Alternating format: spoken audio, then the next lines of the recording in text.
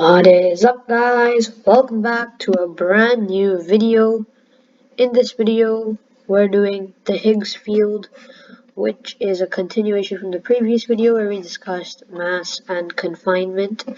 So let's get started. So in the last video we discussed how, like, for example, an empty box, or not an empty box, sorry, but a box that is completely massless and has massless particles on the inside can somehow get mass. And this is the relation between mass and confinement. We have photons in the box, and they are confined by the box, and therefore they have mass. And then we also learned how a proton, its mass doesn't come from the small quark's mass. The quarks are barely part of the proton's mass. The bigger mass of the proton comes from its confinement in the gluon field. So what we're going to discuss today is how those quarks get the mass that they have. They're not made of anything smaller as far as we know, so therefore there can be nothing confined inside of them. Well, then how do they get their mass? They are confined in something called the Higgs field. So the Higgs field, or the Higgs mechanism, is basically like the photon box. It carries particles that would be massless if they were not to be confined by the Higgs field. Photons do not interact with this and therefore do not have any mass. If photons were to interact, they would also have mass. So how does it confine? So we're going to take the example of an electron. An electron is just traveling at the speed of light. Let's say it's just traveling at the speed of light. Okay, one sec. Let me just set this up so we can have that. So the electron is traveling at the speed of light. It's going basically at the official speed limit. But it has mass. How does it do this? Well, it doesn't. That's the thing.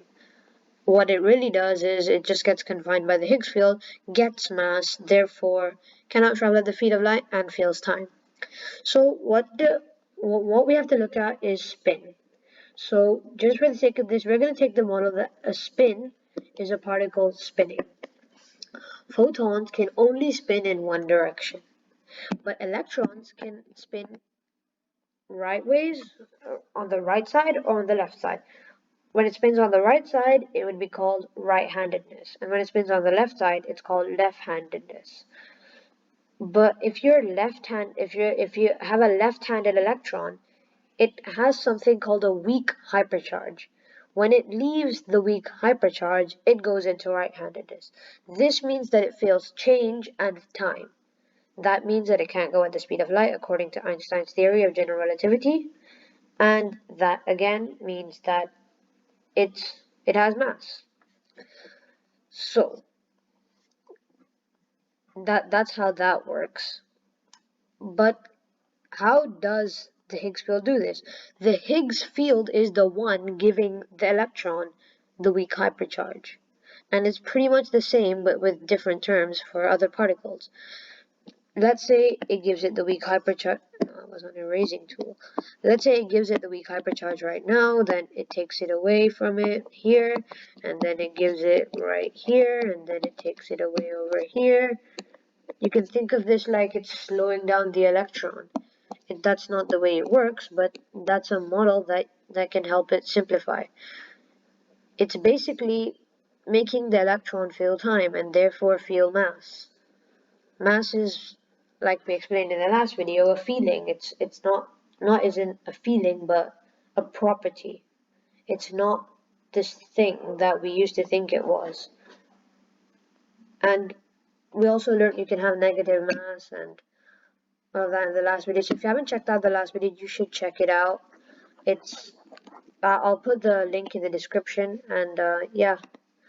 So this was just detail the Higgs mechanism and explain it in greater detail. So thank you very much for watching this video, guys.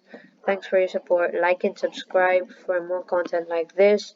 Hit that post notification bell so you're the first one to see one of my videos. And yeah, thanks guys, and peace.